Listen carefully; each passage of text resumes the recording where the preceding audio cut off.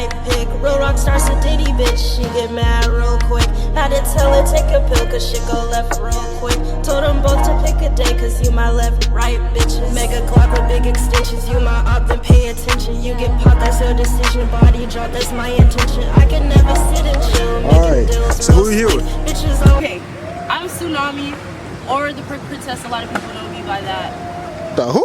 The PercPrincess. Where did that name come from? Because I did substances I wasn't supposed to do and I was the princess of it. And that's when I first started making music. And so I couldn't think of a name and I never heard anyone with that name. So. Damn, that is a crazy ass story for a name, bro. So where you coming out from? I'm from the east side of ATL, so I've always been here. I've lived in Alaska. My mom was in the army, so I've been around, but... Okay, so first, what was it like growing up in the east side, and then tell me about your time in Alaska? I always felt like on the east side, everyone's kind of family. Like, you know everybody, and anything goes wrong, you always have somebody next to you.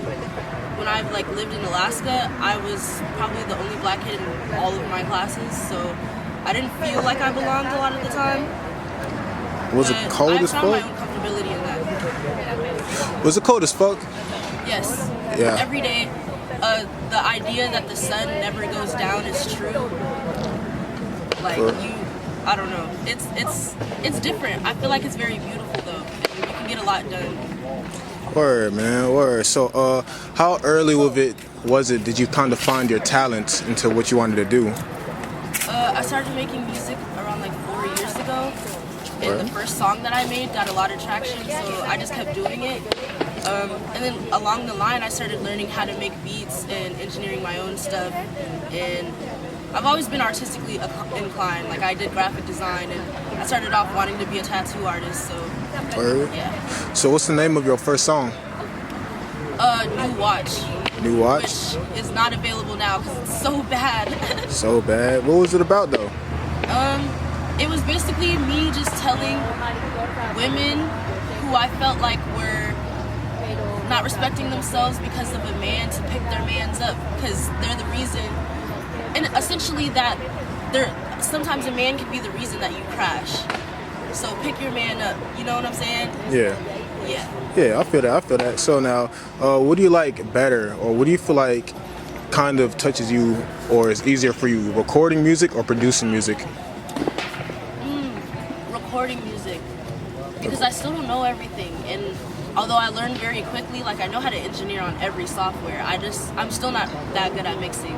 But I'm getting there, and soon I'm gonna make all my own beats. So, can you describe your sound to me now? Like, what would you say it is?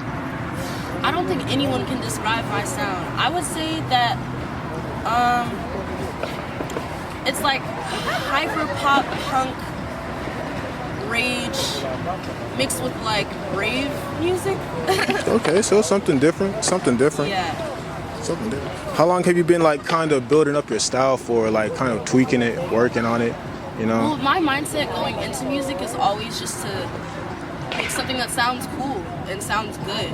So every song sounds different, and so I've kind of gained a following because of that like everything is different and it's always a ride when you listen to my music, and that's kind of what I wanted to do. Word. So when it comes to networking, is that kind of easy for you or difficult?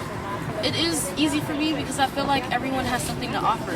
And I know I bring a lot to the table, and so people automatically kind of stick to me because of that. Right. I'm willing to work for anything. So. Right, and I see you be doing shows and events. Can you kind of give me more intake on what you do with the shows? I organize, and I usually host my own events. And so that means like a lot of like pre-budgeting, organizing, setting things up, networking, and you know, picking out venues, getting dates and stuff like that. It's a lot of work, and I don't think people know that a lot of work goes into throwing events, and especially shows, because it's not just about you. There's artists on the lineup, and you can't mess up a set list, and you got to make sure that your DJ is good, and there's just a lot of elements. So how much time do you feel like you put into setting up one show? I work very fast. So I would say for someone who doesn't know what they're doing, definitely take like 4 months of preparation. Like you just need to be planning. But for me, probably like 2 months. Usually I get the idea in my head for something and I just execute it. Now, do you plan multiple shows at once? Because I see some of your shows are kind of like back to back. Yeah. That's crazy. The more shows I do, the more people see me and ask to be on their lineup. I paid for one show. That was my second time performing, and I paid for like a slot, and it was fine. It was actually a success. That was like the first time I felt like people actually heard my music, and after that, everyone just asked me to perform and offered to pay me. So. Do you remember what show it was? My first ever show was at this random lounge, and then the second one, which was like my most popular one at the time, was at Intimacy Tour. All right, man. So what has been your favorite show that you hosted so far? I think I want to say either the women's show, which was my first like show, because 50% of the profits went to women's liberation, and I sent the money to a abortion clinic in Tucker, because at the time Roe versus Wade was a big debate.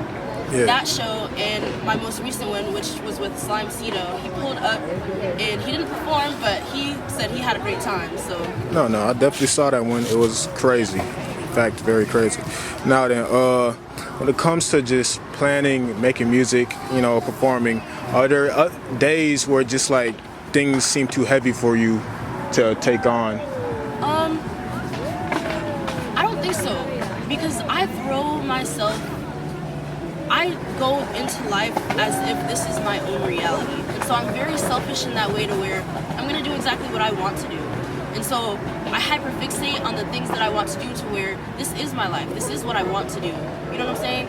The only time I really get stressed out or tired is when I feel like I'm doing things for others with no return. Or like I feel like a puppet, Yeah. I could be making music, and some of the times when people are like, oh, hop on this beat, and they play something, and they're, it just doesn't feel right. It doesn't feel authentic.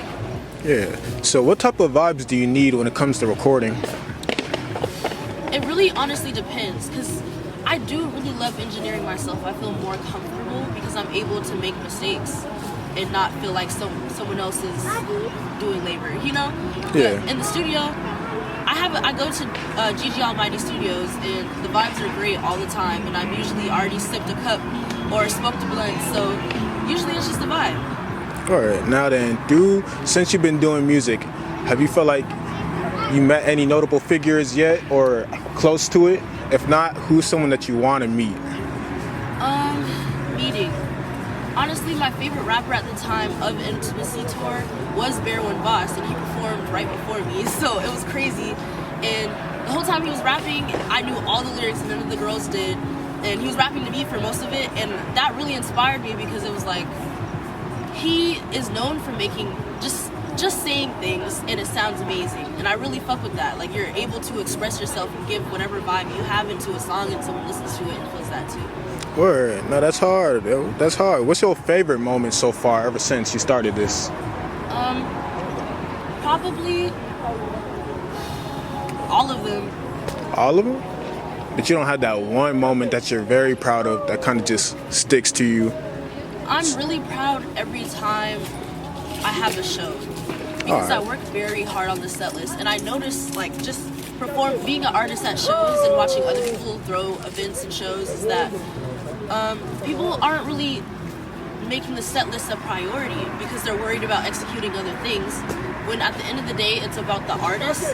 And so I really focus on making sure the artists are happy, the artists go on their time, nothing's, I try to make sure everything's right in that way, and that's when I feel most happy. And when I go home and I see everyone had a good time. Right. And that's true, man. So what's other stuff that you kind of notice you feel like needs improvement, whether it's with working with yourself, working with other people, something that you feel like you need to get right every single time?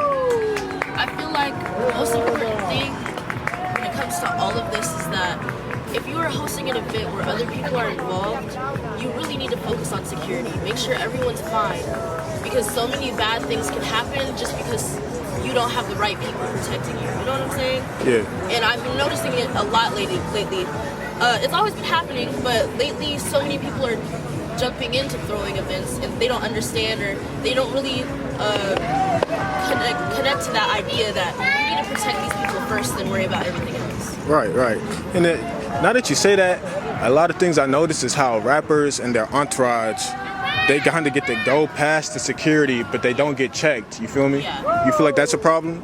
Yes, because one thing about me is that I've met a lot of celebrities and a lot of big names and a lot of cool, influential, rich people, and there's still people just like me. And so if I wouldn't allow the dude that I didn't know to bring in a gun, I'm not going to allow the rapper I listen to every day to either. Right. Everyone's capable of something, and although it might be situational, even just being in that position or allowing that to happen allows bad things to continue, you know? Right. Right. Now then, I want to ask you something. How do you feel about women in the industry of the underground right now? How do you feel like that's going for them? I feel like women are taking over right now. They're playing their cards right, and I feel like men don't really acknowledge much that they are given a lot of things. Women have to prove themselves in a lot of ways that men don't when they are in this industry. And so the women are going crazy. The women are on all the lineups and their names are in the big letters, and I'm getting paid for shows, and I know people who are going crazy, men artists who aren't getting paid for shows or offered really anything, and they have more streams than me. So I don't know, I feel like women are taking over and they're really creative. And they're working really hard to like show that, you know, it's kind of always been a us thing, it's a community thing. Right, right. That's true, that's true. You guys really do have to work twice as hard and have almost more talent. And sometimes y'all do be having more talent than what these niggas be showing. Niggas get money, they get lazy. Y'all get money, y'all get better. You feel me? That's how I see it. Now then, what are some changes you hope to see with the entire scene, you know, in the coming months, coming years?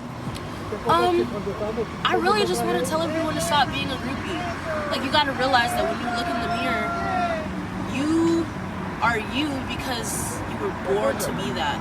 Not because you earned it or because you made yourself look like this. That's just your physical form. So, you being a groupie in the way of things that aren't authentic, like, I don't know, I feel like you should only be being a groupie if you want to be like that person. You know what I'm saying? If you want to learn from that person. Otherwise, All right. So then, man, where do you want to see yourself in like 3 to 5 years? I want to, like, devoted following. Devoted. Like, to where I can speak to them and teach them different lessons throughout my music, and I don't really have to like do the things that a lot of other artists do, trying to like, I don't know, not necessarily be mainstream, but I don't really care about the clout, like, at all. I just want people to understand and to feel heard, you know what I'm saying? And I also want to bring the community together. That's why I try to like make sure, you know, slots are cheap and people are able to show their talents for free, or able to show their talents at a low price, or they gain something from participating in these events. Because I noticed that a lot of people, they pay for these slots and they work very hard to, you know, promote their music, and they still aren't satisfied by anything, because, you know, sometimes it's like you perform and the best thing out of the performance is the mosh pit, and then you get a clip, and then after that you don't really get any followers or engagement or anything like that. So I just want it to be more accessible to be able to be who you are as an artist. Right. Now that's cool. Now then, do you feel yourself you have to move around differently now because of how things are, you know? Yeah, I noticed that in the beginning, people loved me because I was me, and now people love me because I'm Tsunami. And that means the same thing, but it means something different now because I put my name on events, and I put my name is just intertwined with a lot of things that can get people things. And I don't know, I love getting people things, but I also noticed that you have to be selfish. You really do in this. Right. So then, if you were to see yourself from the past, what's something you would tell yourself? Just keep going. Keep going? True that. Literally. And also fuck what everybody else has to say, because they're not you and they don't know what you're trying to do, you know? Right. Sorry.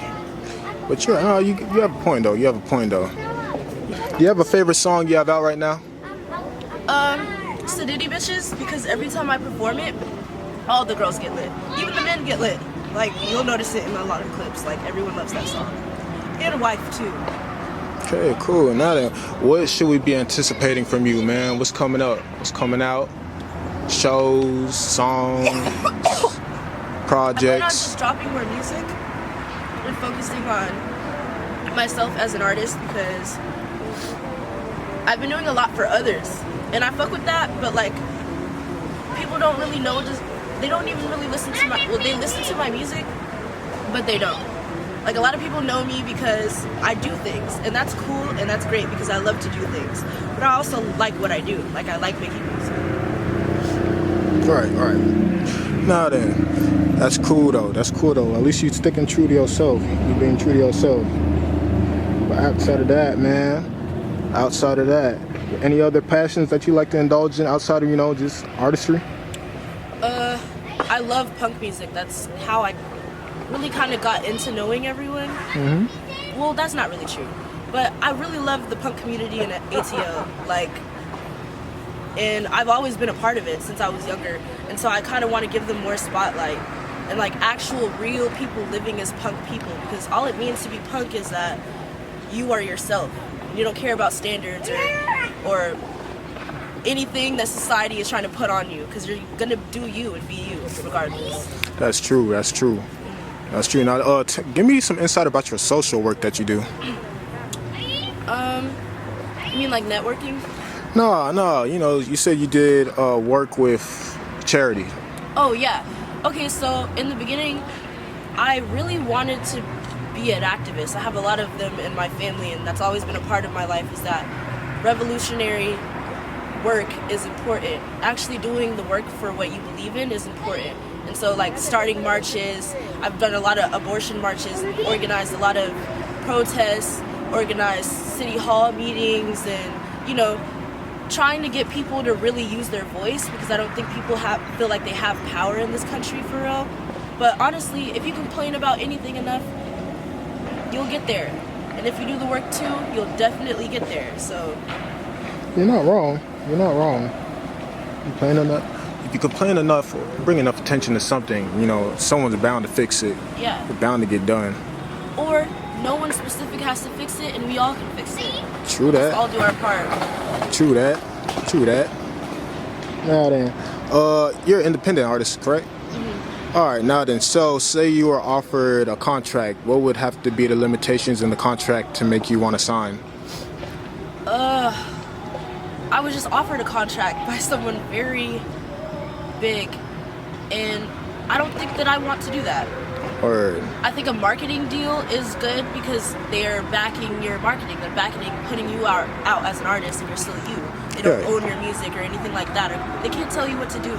And so for me, I'm not doing this for the money or like any of that. So I just want to be able to do exactly what I want to do. right. So if I were to ever be signed, I would definitely want rights to my own things. I would want rights to my own-ness. And I don't think that's really an option right now. So I plan on staying independent and just using my resources until I'm able to find the perfect deal or the perfect whatever. Yeah. Right. Okay, I understand that. Now then, bro, do you have some words of inspiration you want to tell other artists that are out there doing their own thing, creators, activists, just people living in the world?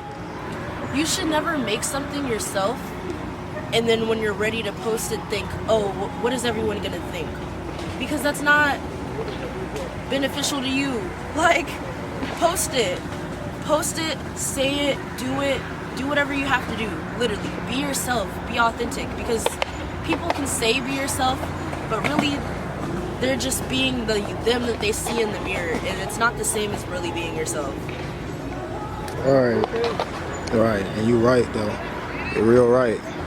Now then, where can we find you at? Where can we find your Instagram, all of your music, shout it out right quick. Okay, so when I did start, I did have one part of my plan, and that was to gatekeep my music until people were asking for it.